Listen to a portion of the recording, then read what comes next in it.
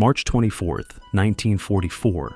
The skies above central Germany shimmered like polished steel. Below, the heart of Hitler's war machine, the oil fields of Leipzig and the rail lines of Merseburg, pulsed with the lifeblood of a dying empire.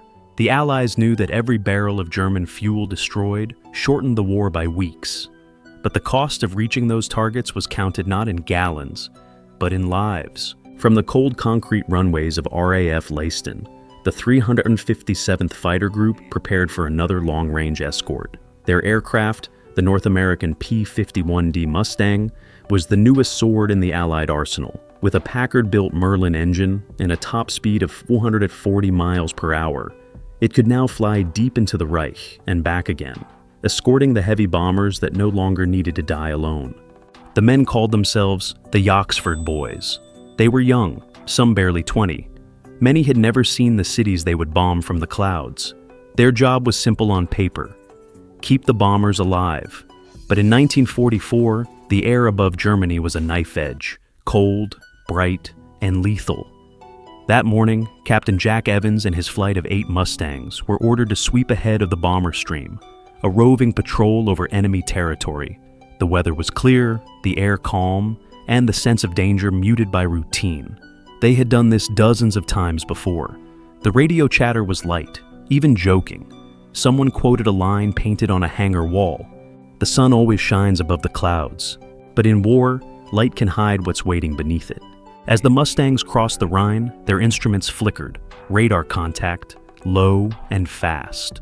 Moments later, from a distant glint in the haze, came the enemy, a formation of 60 Messerschmitt WW2’s, climbing in tight spirals like a swarm of silver hornets. To the Germans, this was their last stand. The Luftwaffe was bleeding pilots faster than it could train them. Yet on this day, many of the men in those cockpits were veterans of the Eastern Front, survivors hardened by years of fighting over Russia's endless plains. They flew with desperation, fueled by pride and vengeance. The order from their controller was simple: destroy the escorts, leave the bombers for later. High above, Evans's flight spotted the swarm, 8 Mustangs against 60 fighters. He keyed his mic. "Well, boys, looks like we've got company." No one answered at first. Then a calm, clipped voice came back. "Let's make it count." What followed would become one of the most improbable engagements of the air war, a moment where mathematics and doctrine broke beneath the weight of willpower and instinct. The doctrine said it was impossible. The numbers said it was suicide. But the sky that day belonged to those who refused to yield. The Mustangs banked into the sun, using its glare to mask their turn. Evans led them downward in a shallow dive, engines howling as they met the Germans head-on. The distance closed, a mile, then half, until both sides opened fire. The air itself seemed to shatter. 50 caliber tracers ripped through cloud vapor. Cannon shells burst like fireworks. In seconds, the serenity of morning became chaos. White contrails twisting through smoke, fragments of metal flashing in sunlight, parachutes blooming against the blue. Amid the maelstrom, Evans's flight broke into pairs. Wingman and leader, the unspoken covenant of aerial war. The key was trust. When one turned, the other covered. When one fired, the other watched his back. There was no room for fear, only rhythm. A deadly choreography in the thin, freezing air. Back in England, the men who planned this raid sat in calm offices, tracing lines on maps. They believed in altitude, firepower, and precision. But at 25,000 feet above the Reich, none of that mattered. The fight had devolved into instinct, and the belief that skill and courage could outweigh numbers tenfold. When you're up there, one pilot would later recall, you don't count how many. You just keep fighting until the sky is empty. As the first wave of Messerschmitts broke apart, trailing smoke and flame, the Americans realized something remarkable. They were still alive. The odds were absurd, but for reasons no textbook could explain, they were holding their own. 8 Mustangs, carving circles of defiance in the air above a dying empire. In war, some battles are planned on chalkboards, measured by tonnage and fuel. Others, like the one that began over Leipzig that morning, are written only in courage. The sun over Germany burned cold and white, a pale disk hanging above a battlefield made of vapor and fire. At 25,000 feet, the sky was no longer blue but silver. dense with contrails, twisting like smoke from an unseen forge. Captain Jack Evans led his 8 P-51 Mustangs through the maelstrom, their engines screaming as they dove into the swarm. The enemy filled the horizon. Dozens of Messerschmitt Bf-109s, climbing in waves, diving in pairs, striking from every angle. It was the kind of fight that should have lasted seconds. Yet, it did not. Because the Americans refused to die. The first passes were chaos. Flashes of gunfire, brief shadows of aircraft crossing at hundreds of miles per hour. A young pilot named Lieutenant Ray Tex Hollister swung in behind a German fighter that was tailing his squadron leader. He lined up his sights, squeezed the trigger, and held it. The Mustang 650 caliber guns roared in unison, spitting tracers like molten threads. The Messerschmitt shuddered, rolled, and vanished into a cloud, leaving a trail of smoke that fell for miles. "Got one!" Hollister shouted into his mic. No one answered. The radio was alive with static and shouting. "Brake left! Brake right! He's on your tail!" To the men inside those cockpits, the air war was reduced to fragments: sound, motion, instinct, the smell of burning oil, the vibration of a gun jam, the glint of sunlight on a canopy just before it disappeared in flame. Evans banked hard, the G-forces crushing him into his seat. He saw 2 Messerschmitts converging on his wingman, Lieutenant O'Connor. Evans kicked the rudder, pulled the trigger, and let his tracers arc across the sky. One of the Germans peeled away, the other burst into fire. "Thank you, Jack," O'Connor's voice crackled. But there was no time to reply. A new swarm was diving in from above, a fresh formation of German fighters, coming straight out of the sun. Evans pushed the throttle forward and rolled inverted, his Mustang plunging through the enemy formation like a blade through cloth. For seconds at a time, there was no horizon, only blur and fury. In those fights, Evans would later say, you stopped thinking about victory. You just thought about surviving the next turn. Below them, the American Bs-17 bombers droned steadily toward Leipzig, their payloads aimed at refineries that fed the German war machine. The Mustangs' desperate battle was the only reason they were still intact. The escorts had become shields, buying time with ammunition, fuel, and blood. To the German pilots, this was more than combat. It was defense of the fatherland. They fought like men cornered in their own sky. One ace, Lieutenant Karl Richter, radioed to his wing, "Stay on them! They are only 8." He dove at full throttle, cannon shells hammering Evans's wingtip. The Mustang lurched, warning lights flashed. Evans pulled into a climbing turn, rolled behind the Messerschmitt, and fired a single, perfect burst. Richter's aircraft exploded in a bloom of orange flame that swallowed the morning light. By 11:30 a.m., the battle had become a storm of exhaustion.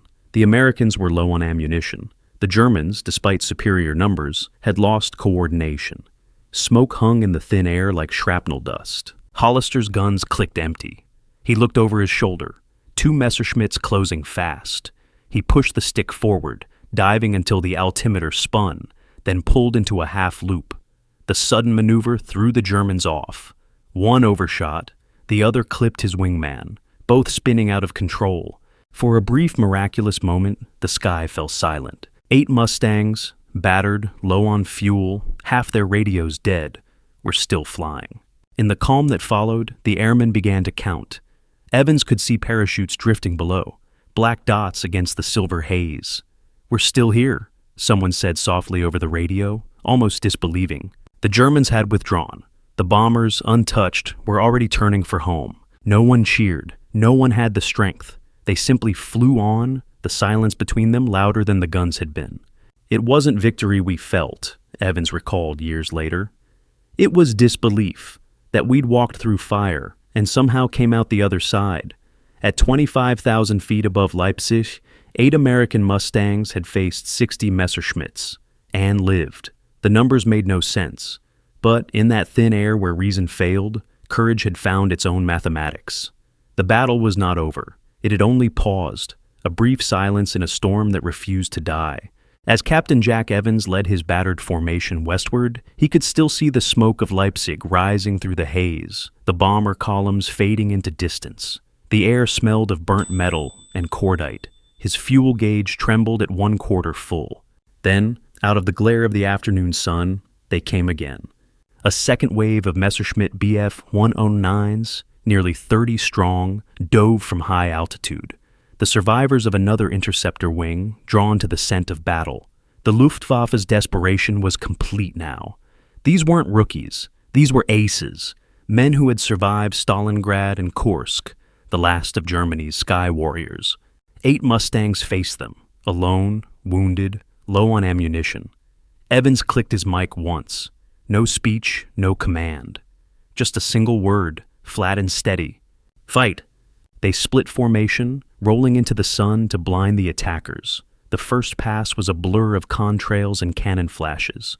Lieutenant Hollister, his ammunition nearly gone, used the only weapon left, speed. He dove, reversed, and forced a German pilot to overshoot, then rammed his wingtip into the enemy's tail. Both planes spun downward. Only Hollister's parachute bloomed in time. At high altitude, Evans and O'Connor formed a deadly pair. Evans climbed vertical, feigning vulnerability. As the Messerschmitt followed, O'Connor rose from below, guns blazing. The German exploded in a shower of fragments that rained through sunlight like falling sparks. The radio hissed with fragments of voices, half swallowed by static. "I'm hit! 2 on me! He's burning! He's burning!" War in the air was not a line. It was a spiral. Each turn was life bought by inches of sky. At 23,000 feet, Evans's left wing took a hit, hydraulic fluid bursting across his canopy. The stick stiffened, but the Mustang still answered. He rolled hard, catching a Messerschmitt that was climbing from below, and fired his last ammunition. The tracers tore across the enemy's fuselage. The German pilot tried to bail but never made it out. Evans exhaled, his oxygen mask frosting with his breath. His guns were empty. Yet around him, the fight raged on, dozens of white arcs carving the horizon, fragments of war that blurred into one great roar. Then, as suddenly as it had begun, the enemy began to fall away. Fuel, altitude, exhaustion. They had done their work.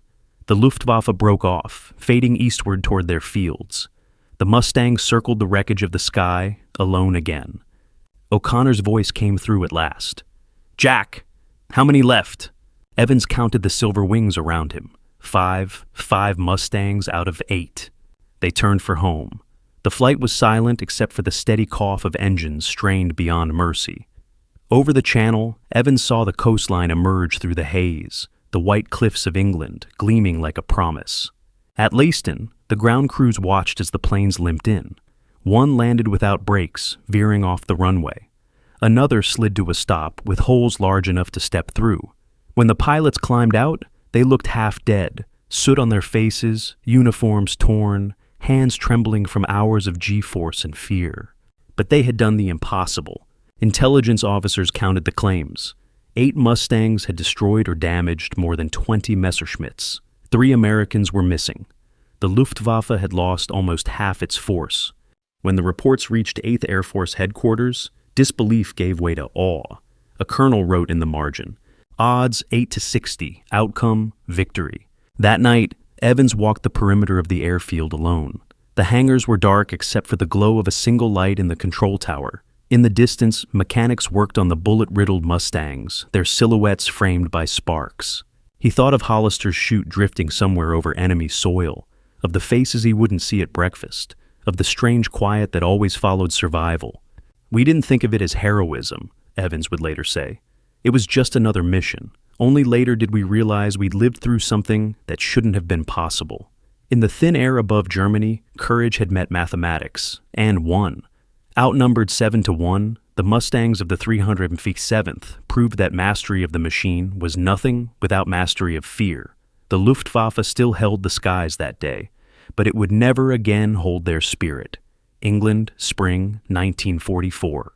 The war in the air was changing. The Luftwaffe, once the terror of Europe, was bleeding out. Its aces gone, its rookies sent skyward with barely 20 hours of flight time.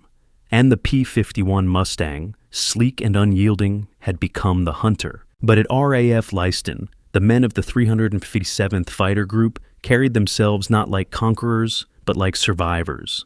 The battle over Leipzig had entered the ledgers as a victory, 8-60, a mathematical miracle. Yet for those who had lived it, triumph and loss were two sides of the same coin. Captain Jack Evans would later write in his flight log, in the small, careful hand of a man used to understatement, "Engaged superior enemy force, returned with heavy damage, mission successful." That was all. No bravado, no boast, just fact and fatigue. In the weeks that followed, news of the encounter spread through the 8th Air Force. To the brass, it was proof that the new long-range escort doctrine worked, that speed, discipline, and teamwork could neutralize even impossible odds. To the pilots, it was something different, a whispered legend, a symbol of what nerve and training could achieve when the math said otherwise. Mechanics painted small kill markings on the battered Mustangs that came back from Leipzig, tiny red crosses beneath scorched exhaust vents. Evans's own plane bore 7.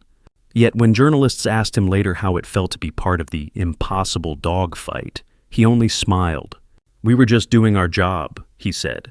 "The numbers didn't matter. Up there, you don't think about 60 to 8. You think about your wingman, and you keep him alive." By summer of 1944, the balance of the air war had shifted completely. With the Mustang now escorting bombers from England to Berlin and back, the German fighter arm collapsed under relentless pressure. Every raid cut deeper, every loss harder to replace. Historians would later mark this as the beginning of the end for the Luftwaffe, the moment when skill and courage could no longer compensate for dwindling resources. But within that transformation lay something more enduring, the rediscovery of the human element in technological war. The Mustang was a marvel of engineering, yes, but what made it unstoppable was the spirit of the men inside it. Decades later, when the war was long over, a handful of those pilots reunited at an air show in Alabama. The years had turned their hair silver and their hands unsteady, but when a restored P-51 roared overhead, they all looked up at once, as if listening for an echo. One of them, now in his 80s, said quietly, "You could feel her again, the vibration through your bones. That sound, it's home." The crowd applauded as the Mustang banked against the sun, its shadow stretching across the field. For a moment, time folded back on itself, and the ghosts of Leipzig seemed to fly once more. Today, the story of the 8 Mustangs endures not in textbooks or monuments, but in the quiet reverence of those who understand what courage costs. It's told in museums, in veterans' halls, and in the voices of old men who still dream in contrails.